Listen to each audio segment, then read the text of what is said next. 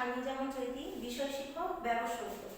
আজকে আমি তোমাদেরকে নবম ও দশম শ্রেণীর ব্যবসা উদ্যোগ পাঠ্য বইয়ের তৃতীয় অধ্যায় অর্থাৎ আত্মকর্মসংস্থান অধ্যায়টি সম্পর্কে কিছু আলোচনা করব বা আমরা জানব।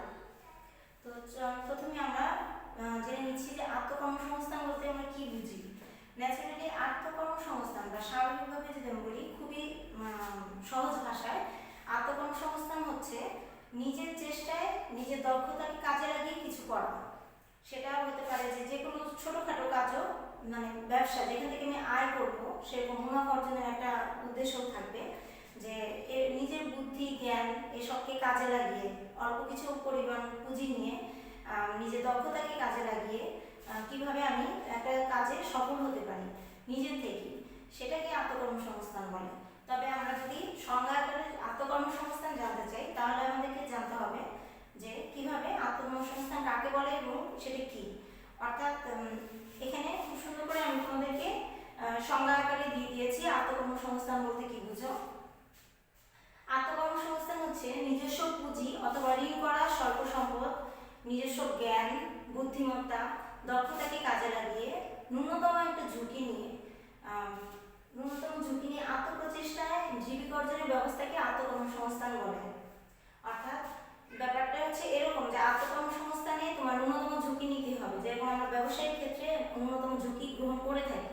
কারণ যে কোনো কাজে, চাকরি বলো ব্যবসা বলো আত্মকর্মসংস্থান বলো, যে কোনো ক্ষেত্রে আমাদেরকে ন্যূনতম ঝুঁকি অবশ্যই নিতে হয় এবং খুব সাধারণ কাজেও আমরা ন্যূনতম ঝুঁকি নিয়ে থাকি। তো সেক্ষেত্রে হচ্ছে আত্মকর্মসংস্থান আমাদের কেন, মানে আমরা কেন আত্মকর্মসংস্থানে যাব অর্থাৎ এর প্রয়োজনীয়তা এটা সম্পর্কে আমরা জানবো। এবং এই ক্ষেত্রে আত্মকর্মসংস্থানে যদি আমি উদ্বুদ্ধ হই তাহলে আমার কী কী বিষয় বিবেচনা করতে হবে বা আত্মকর্মসংস্থানমূলক কাজে নিয়োজিত হওয়ার আগে কী কী বিষয় বিবেচনা করতে হবে আমরা সেই সম্পর্কেও জানবো। তাহলে আত্মকর্মসংস্থান বলতে যদি তোমরা এটা বুঝো যে এখানে সংজ্ঞা আকারে যেটা দেওয়া আছে, আমি ছোট্ট একটা এক্সাম্পল দিয়ে দিচ্ছি। যেমন আমরা মানে যে কোনো বেকার লোক বা আমাদের দেশে যেমন 80% লোক, মোট জনসংখ্যা শতকরা 80% লোক গ্রামে বাস করে, কিন্তু আমাদের দেশে ইকোনমি ব্যবস্থাটা এরকম যে খুবই সচ্ছল সেটা বলবো না, কারণ আমরা উন্নত দেশে বসবাস করছি না। বাংলাদেশ একটি উন্নয়নশীল দেশ। তো এখানে আমাদের যেমন লোক সংখ্যা বেশি, লোক সংখ্যার সাথে প্রতিদিন তোমার কর্মসংস্থানের মানে চাকরিজীবী লোকের সংখ্যা কিন্তু দিন দিন বাড়ছে, কারণ বাংলাদেশে শিক্ষিতের হারও দিন দিন বাড়ছে। যত মানুষ শিক্ষিত হবে, জনসংখ্যা বাড়বে, দেন শিক্ষিত হবে, তত মানুষ চাকরির জন্য বা ব্যবসা বা আত্মকর্মসংস্থান অর্থাৎ ইনকামের জন্য উদ্বুদ্ধ হবে। এটা খুবই সিম্পল, কারণ মানুষ জীবিকা অর্জন করবেই তো কোনো না কোনো কাজের মাধ্যমে। তাহলে আমাদের দেশে যেহেতু চাকরির বাজার অপ্রতুলতা, অর্থাৎ চাকরির বাজারে যথেষ্ট সমস্যা আছে যেটা আমরা সঠিক সময় পাই না, যে একজন মানুষ এক জায়গায় হয়তো অ্যাপ্লাই করার যোগ্যতা রাখে এরকমও হয়, বা সে কোথাও চাকরি খুঁজে পাচ্ছে না। বাংলাদেশে এই সমস্যাটা যেহেতু কর্মসংস্থানের সমস্যা বা বেকারত্বের সমস্যা তীব্র আকারে, আর এখন কোভিড-19 পর সারা বিশ্বেই বেকার সমস্যা তীব্র আকারে দেখা দিচ্ছে। তো সেক্ষেত্রে আমাদের অন্যতম একটা ভালো পথ বা নিজস্ব অল্প কিছু টাকা দিয়ে নিজের চেষ্টায় কিছু করা যায় এরকম একটা উপায় হচ্ছে আত্মকর্মসংস্থান। অর্থাৎ তোমরা যারা, যেমন এক্সাম্পল দেওয়া যায় যে অনলাইনে বিভিন্ন শাড়ি কেনাকাটা, মানে কাপড় কেনাকাটা করা হয়, কসমেটিক্স বিক্রি করা হয়, সেটা কিন্তু অনলাইন বিজনেস যেগুলো আমরা বলি। বা এমনি বাসা বাড়িতে হয়তো আমার গ্রামের বাড়িতে যদি অনেক জমি থাকে সেখানে আমি চাষাবাদ করলাম, অর্থাৎ সবজি চাষ করলাম বা মৌসুমি ফুলের চাষ করলাম, যে কোনো কিছু আমি জিনিসটাকে কাজে লাগাচ্ছি এবং সেখান থেকে আমার একটা নির্দিষ্ট ইনকাম হচ্ছে। অল্প পুঁজিতে হয়তো আমার প্রথম দিকে মনে হবে যে লাভের পরিমাণ অনেক বেশি না, কিন্তু গ্র্যাজুয়ালি কিন্তু আমি লাভের পরিমাণ বেশি পাচ্ছি। তো আমার ঘরে না বসে থেকে বা বেকার হয়ে বসে না থেকে আত্মকর্মসংস্থানমূলক যে কাজগুলো আছে সেগুলোকে চেষ্টা আমরা কেন করবো না। তো এই জন্য আত্মকর্মসংস্থান হচ্ছে সেই জিনিসটা যেটা মানুষকে বেকারত্ব বা খারাপ কাজে লিপ্ত হতে দেয় না, বেকারত্বে থাকতে দিচ্ছে না। তো আত্মকর্মসংস্থান সেটাই, তোমরা আশা করি বুঝতে পেরেছো আত্মকর্মসংস্থানের প্রয়োজনীয়তা। অবশ্যই আত্মকর্মসংস্থানের প্রয়োজনীয়তা আছে। এটা এই বর্তমান যুগে আমরা যদি দেখি, বাংলাদেশের মতো উন্নয়নশীল দেশ, পৃথিবীতে আরও যেসব দেশ আছে বাংলাদেশের মতো উন্নয়নশীল দেশগুলো, সমস্ত দেশে বা এইসব দেশে বেকারত্বের হার অনেক বেশি। অবশ্যই বেশি হবে, তবে বাংলাদেশে হয়তো বা তুলনামূলক বেশি। আমাদের পুরো পাশের যে দেশ ভারত, সেটা একটা উন্নয়নশীল দেশ, সেখানে কিন্তু বাংলাদেশের চেয়ে অনেক গুণ বেশি জনসংখ্যা, তাদের দেশে কিন্তু বেকারত্বের হারও বেশি এবং গরিবের মানে যেটা দারিদ্র্যের হার সেটাও বেশি, বাংলাদেশেও বেশি। কেন বেশি? কারণ আমরা যদি মনে করি যে আত্মকর্মসংস্থানমূলক কাজ, আমি ঘরে বসে না থেকে কোনো একটা কাজে নিজেকে নিয়োজিত করলাম, সেখান থেকে আমার কিছু প্রফিট আসছে বা মাস গেলে আর্ন হচ্ছে বা প্রতিদিন কিছু আর্ন হচ্ছে, তাহলে কিন্তু আমি বেকার নই। সেক্ষেত্রে কিন্তু আত্মকর্মসংস্থানের প্রয়োজনীয়তা অনেক বেশি রয়েছে। এবং একটি দেশে বেকারত্ব লাঘবে একটি দেশের অর্থনৈতিক অর্থনীতির যে চাকাটা সেটা কিছুটা হলেও সচল করে আত্মকর্মসংস্থান। তো আত্মকর্মসংস্থানের প্রয়োজনীয়তা তোমরা অবশ্যই বুঝতে পারছো। এখন আমরা পড়বো আত্মকর্মসংস্থানের উপযুক্ত ক্ষেত্র নির্বাচনের বিবেচ্য বিষয়গুলো। তো আমরা কি কি বিষয় বিবেচনা করে আত্মকর্মসংস্থানমূলক কোনো কাজে নিয়োজিত নিজেকে করব। যেমন আমি যদি মনে করি যে আমি আমার বাড়ির পাশে যে আমার জমি আছে, খালি জমি, সেখানে আমি সবজি চাষ করব, তাহলে আমার বিবেচ্য বিষয় থাকতে হবে যে আমি সবজি চারা এখন আমার কোন ঋতুতে এই সবজি, আমি কি কি সবজি প্রথমে আগে আইডেন্টিফাই করবো যে আমি কি সবজি চাষ করতে চাচ্ছি এবং কোন ঋতু চলছে, কোন ঋতুতে বা এই সবজির চাহিদা মানুষের কাছে কেমন। আমি যদি প্রচুর ফলাই কিন্তু মানুষকে বিক্রি করতে না পারি, তাহলে আমি লসে পড়ে যাব। তাহলে আমাকে অনেক কিছুই মাথায় বিবেচনা করে আমাকে কাজ করতে হবে। তো শুধু যেহেতু সবজি চাষ বা অনলাইনে বেচা কেনা, সেগুলোই যেহেতু শুধুমাত্র আত্মকর্মসংস্থানমূলক কাজ নয়, আরও অনেক প্রকার কাজ আছে।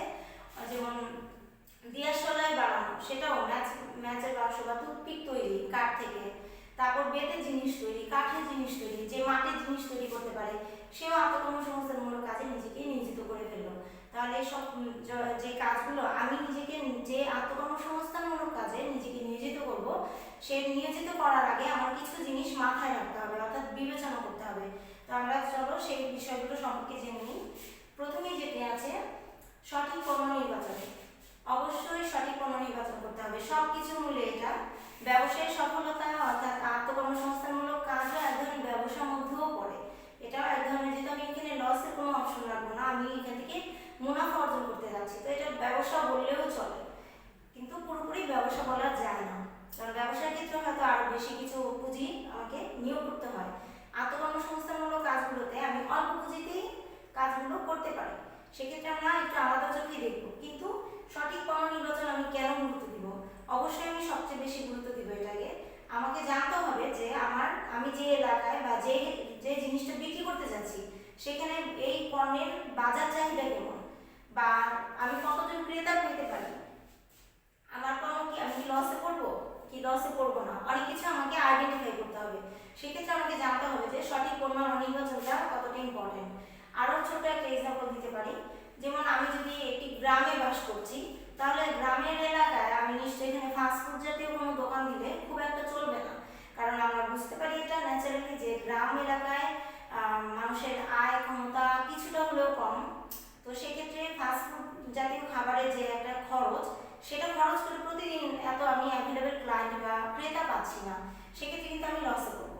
কিন্তু সেখানে যদি আমি একটি ভাত তরকারি নর্মাল যে হোটেল, সেগুলো যদি আমি দিই, তাহলে কিন্তু সেটা খুব ভালোই চলবে। বা ছোটোখাটো একটা চায়ের দোকান দিলাম, যেখানে বিস্কুট বা অন্যান্য কিছু পাওয়া যায়, যেটা গ্রামেগঞ্জে আমরা চায়ের টং বলে থাকি, তো সেগুলো কিন্তু বেশি চলবে। তো আমাকে সঠিক পণ্য নির্বাচন করতে হবে যে আমি কোথায় ব্যবসা করব, কি করব, সেটার উপর আমাকে পণ্যটা ডিসাইড করতে হবে। দ্বিতীয়টি হচ্ছে প্রাথমিক মূলধন। অবশ্যই আমাকে কিছু স্থায়ী এবং চলতি মূলধনের ব্যবস্থা রাখতেই হবে। আত্মকর্মসংস্থানমূলক কাজের ক্ষেত্রে ন্যূনতম হলেও তো আমাকে কিছু ইনভেস্ট করতে হচ্ছে, অর্থাৎ বিনিয়োগ করতে হচ্ছে। সেক্ষেত্রে কিন্তু আমরা প্রাথমিক যে মূলধনটা, সেটা কিন্তু অবশ্যই তৈরি থাকতে হবে। যে আমার স্থায়ী খরচ, এটা হচ্ছে একটা লসে পড়লাম বা কোনো একটা কিছু হতেই পারে, লস, ব্যবসা বা কাজ বলে কথা, ন্যূনতম যেহেতু ঝুঁকি আছে, তো ঝুঁকির ক্ষেত্রে পড়ে আমি যদি লসেও পড়ি, আমাকে চলতি মূলধন বা স্থায়ী মূলধন এগুলো আমাকে ঠিক রাখতে হবে এবং এটাকে আমার ব্যবস্থা করে রাখতে হবে যে এখানে আমি লস করলে এই টাকাটা এইখান থেকে খরচ করতে পারবো। দ্বিতীয় হচ্ছে পণ্যের চাহিদা নির্ধারণ। সেই একই কথায় আসলাম যে পণ্যের চাহিদা নির্ধারণ অবশ্যই আমাকে আইডেন্টিফাই করতে হবে যে আমি যে পণ্যটা বাজারে ছাড়বো সেটার চাহিদা কতখানি, সেটার জন্য আমাকে বাজারে অল্প কিছু পরিমাণ হলেও পণ্যটি বানিয়ে আমাকে বাজারে সেল করতে হবে বা বাজারের চাহিদা নিরূপণ করতে হবে। এখন বাজার বলতে আমরা যদি বুঝি যে যেখানে প্রতিদিন সকালে মাছ মাংস সবজি কিনতে পাওয়া যায় সেই ধরনের বাজার, তাহলে ভুল। আমরা যেটা বুঝতে চাচ্ছি যে এখানে মার্কেট যে অবস্থা, তোমার মার্কেটিং সম্পর্কে একটা বিশাল ব্যাপার, সেই বাজারের কথা বলছি। যে আমি যদি কোনো জুস কোম্পানি অল্প কিছু হাতে তৈরি জুস বা হাতে তৈরি আচার, এখন আমের আচার যদি আমি বানাতে চাই আত্মকর্মসংস্থানমূলক কাজে, তাহলে আমাকে আমের আচারের চাহিদা কেমন বা আমার আচার তৈরি আচারের চাহিদা কতটুকু সেটুকু আগে আমাকে জানতে হবে। সেই অনুযায়ী আমি ওই কাজে নিয়োজিত হব বা হব না। এই জন্য সঠিক পণ্যের চাহিদা নির্ধারণ, দেন সঠিক পণ্য নির্বাচন, এগুলো খুবই ইম্পর্টেন্ট। তারপর আসছে অভিজ্ঞতা ও শিক্ষা। অবশ্যই আমাকে নিজেকে আত্মকর্মসংস্থানমূলক যখন কোনো কাজে নিজেকে নিয়োজিত করব, তখন অবশ্যই আমাকে অভিজ্ঞ থাকতে হবে, আমি বা অভিজ্ঞ লোকের সাজেশন নিতে হবে এবং আমাকে ন্যূনতম হলেও সেই বিষয়ে শিক্ষা লাভ করে নিতে হবে। যে জিনিসটা আমরা জানি না সেই জিনিস সম্পর্কে যখন আমরা পড়ে নিতে পারি, তখন কিন্তু সেই কাজটা আমরা অনেক ভালো হয়। তো সেক্ষেত্রে আমাদের অভিজ্ঞতা এবং শিক্ষা দুটো ইম্পর্টেন্ট আত্মকর্মসংস্থানমূলক কাজে নিজেকে নিয়োজিত করার আগে। এরপর যেটা আসছে নিজের দুর্বলতা সম্পর্কে সজাগ থাকা। অবশ্যই প্রত্যেকটা মানুষের কোনো না কোনো দুর্বল জায়গা থাকে বা দুর্বল আচরণ বা বৈশিষ্ট্য থাকে, যেটাকে আমরা দুর্বলতা বলি। তো আমাদেরকে জানতে হবে, নিজেকে আগে আইডেন্টিফাই করতে হবে যে আমার নিজের দুর্বলতা কি, আমি যে কোনো নিয়ে আত্মকর্মসংস্থানমূলক কাজে নিয়োজিত হতে যাচ্ছি সেটা নিয়ে আমি কত যেতে পারবো বা কি অবস্থা হবে সেই সম্পর্কে সম্যক একটা ধারণা থাকতে হবে। এবং নিজের দুর্বলতা সম্পর্কে জানলে আমি কিন্তু সেই ঝুঁকি বা সেই বিপদটায় পড়ছি না, তাহলে আমার ব্যবসায়িক বা আত্মকর্মসংস্থানমূলক কাজেও আমার বিশাল বড় হেল্প হচ্ছে এবং ক্ষতির সম্মুখীন হচ্ছি না আমি। তাহলে আর পরবর্তী যেটা যৌথ উদ্যোগ। আত্মকর্মসংস্থানমূলক কাজে সবসময় যেটা দরকার যে পারিবারিক এবং প্রাতিষ্ঠানিক না, পারিবারিক এবং একটা যৌথ উদ্যোগের খুবই প্রয়োজনীয়তা থাকে। পারিবারিক যৌথ উদ্যোগ, যেমন আমি কোনো কাজে যখন নিজেকে নিয়োজিত করবো, যে আমি কোথাও চাকরি পাচ্ছি না, কোনো একটা আত্মকর্মসংস্থানমূলক কাজে যদি আমি নিজেকে নিয়োজিত করতে চাই, যেমন অনলাইন বিজনেস, কসমেটিক্স বিক্রি করবো, তাহলে ওখানে আমার ফ্যামিলির একটা সাপোর্ট আমার কিন্তু অবশ্যই দরকার। ফ্যামিলির সবাই যদি বলে না কি একটা কথা, তুমি কেন অনলাইনে বিজনেস করবা, এইসব জাতীয় কথা শুনে হয়তো আমি ডিমোটিভেটেড হয়ে যেতে পারি, অর্থাৎ নিরুৎসাহিত হতে পারি। কিন্তু আমার নিজেকে ফ্যামিলি যখন বলবে না খুব ভালো একটা উদ্যোগ নিয়েছো, বসে না থেকে তুমি কোনো কাজে নিয়োজিত হয়ে যাও, তখন কিন্তু আমি খুবই নিজেকে মোটিভেটেড ফিল করবো, নিজে থেকে মোটিভেটেড হচ্ছি। তো এই জন্য যৌথ উদ্যোগ ইজ ভেরি ইম্পর্টেন্ট আত্মকর্মসংস্থানমূলক কাজের ক্ষেত্রে। পরবর্তী যেটা আমরা করবো যে সঠিক কর্মী নির্বাচন। ডেফিনেটলি আমাকে সঠিক কর্মী নির্বাচন করতেই হবে। বড় বিজনেস অর্গানাইজেশন থেকে ছোট বিজনেস অর্গানাইজেশন, বড় বড় চাকরির প্রতিষ্ঠান থেকে ছোটখাটো চাকরির প্রতিষ্ঠান, ইভেন বাসার যে আমরা কাজের মানুষগুলো যে ঠিক করি বা একজন ড্রাইভার ঠিক করি, সে যদি সঠিক কর্মী না হয়ে থাকে তাহলে তো আমি অবশ্যই চারিদিক থেকে বিপদে পড়বো। এখন ধরো তোমার বাসার যে ড্রাইভার, গাড়ির ড্রাইভার, সে যদি ভালো ড্রাইভিং না জানে তাহলে কিন্তু তোমার অ্যাক্সিডেন্ট হয়ে ক্ষতির সম্ভাবনা 100%। কিন্তু সে যদি একজন দক্ষ কর্মী হয়, অর্থাৎ সঠিক কর্মী, আমি যেরকম চাচ্ছি সেরকমই পেয়ে গিয়েছি, সেই ধরনের কর্মীকে আমাদের নিয়োগ দেওয়া উচিত।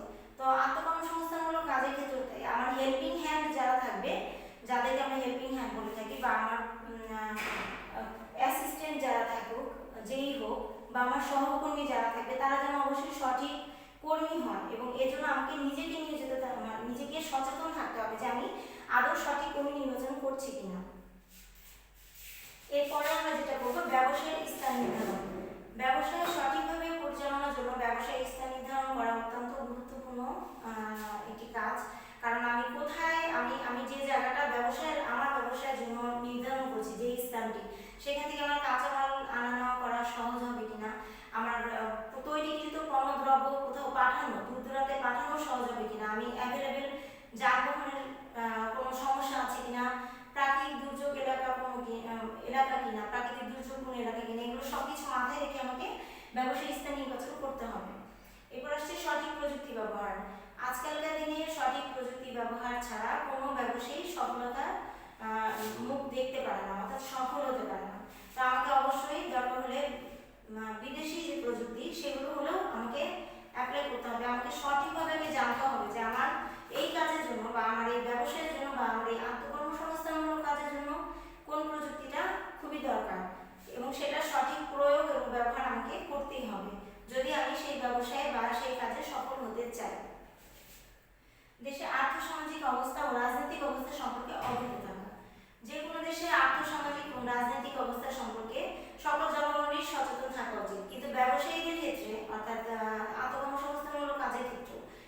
চাকরিজীবীদের ক্ষেত্রেও দেশের আর্থসামাজিক এবং রাজনৈতিক ব্যবস্থা সম্পর্কে আমাদের সবসময় সজাগ থাকতে হবে। জানতে হবে যে দেশের রাজনৈতিক স্থিতিশীলতা চলছে কি না, অর্থাৎ দেশে ধর্মঘট, হরতাল, বিভিন্ন ধরনের দাঙ্গা ফাসাদ হয়ে থাকে, যেগুলো আমাদের ব্যবসার জন্য ক্ষতি। তো আমাকে সেই সম্পর্কে আগেই আইডেন্টিফাই করতে হবে বা জেনে থাকতে হবে এবং সঠিক একটি প্ল্যানও তৈরি করে রাখতে হবে যে আমি যদি কখনো এই প্রবলেমে পড়ি আমি এই জন্য এই কাজটা করবো, যেন আমার বিজনেসে কোনো হ্যাম্পার না হয়। এরপর আসছে ব্যবসায় ঝুঁকি মোকাবেলায় উপায় অবলম্বন। অবশ্যই আমাকে একটা প্ল্যান নিয়ে কখনোই বসে থাকা যাবে না। যে কোনো কাজে বা ব্যবসায়ে আমরা অবশ্যই একাধিক প্ল্যানের বা পরিকল্পনার ব্যবস্থা রাখবো। কারণ যখন আমি কোনো ঝুঁকিতে পড়বো তখন সেই প্ল্যানটা স্কিপ করে অর্থাৎ বাদ দিয়ে আমি নতুন প্ল্যানে অগ্রসর হতে যেন পারি এবং এই ক্ষেত্রে যেন আমার ব্যবসায় কোনো ক্ষতি না হয়। এই জন্য আমাকে অবশ্যই ঝুঁকি অবলম্বন সম্পর্কে, উপায় অবলম্বন সম্পর্কে জানতে হবে। তারপর আসছে ব্যর্থতা থেকে শিক্ষা গ্রহণ। আমি ব্যবসা করার ক্ষেত্রে যখন আমি কোনো কাজে ব্যর্থ হব তখন অবশ্যই আমাকে সেখান থেকে ভুলটা জানতে হবে যে আমার ভুল কোথায় ছিল এবং সেটাকে কি করতে হবে, শুধরাতে হবে, যেন আমি সঠিক উপায়ে বা পরবর্তীকালে এই ভুলটা না করি এবং আমার বিজনেসে কোনো যেন ক্ষতি না হয়। এবং সবচেয়ে শেষে যেটা দেওয়া আছে সুষ্ঠু ব্যবসা পরিকল্পনা প্রণয়ন। অবশ্যই এটি খুবই গুরুত্বপূর্ণ, কারণ তুমি যখন সঠিক পণ্য নির্বাচন করলা, বাজার জরিপ করলা, ঠিক আছে এই পণ্যটাই ভালো, সঠিক স্থান নির্বাচন করলা, কিন্তু তোমাকে লাস্ট যেটা জানতে হবে অবশ্যই যে আমার এখন প্ল্যান করতে হবে, একটা সুষ্ঠু প্ল্যান বা বেটার প্ল্যান করতে হবে যে আমি কিভাবে আমার বিজনেসটা এগিয়ে নিয়ে যাব বা সফল হতে থাকবে। একাধারে একদিনেই হয়তো সফলতার মুখ অনেকে দেখে না, তো গ্র্যাজুয়ালি আমি যেন সফলের দিকেই যাই, আমি যেন লসে কম করি, সেই ধরনের পারফেক্ট প্ল্যানের ব্যবস্থা অবশ্যই করতে হবে। তো আজকের মতো এই পর্যন্তই। তোমরা আশা করি তোমরা বুঝতে পেরেছো। আগামী ক্লাসে আমরা আরো নতুন কিছু জানবো, নতুন কিছু করবো। তো তোমরা সে পর্যন্ত তোমরা সবাই সুস্থ থাকো, ভালো থাকো।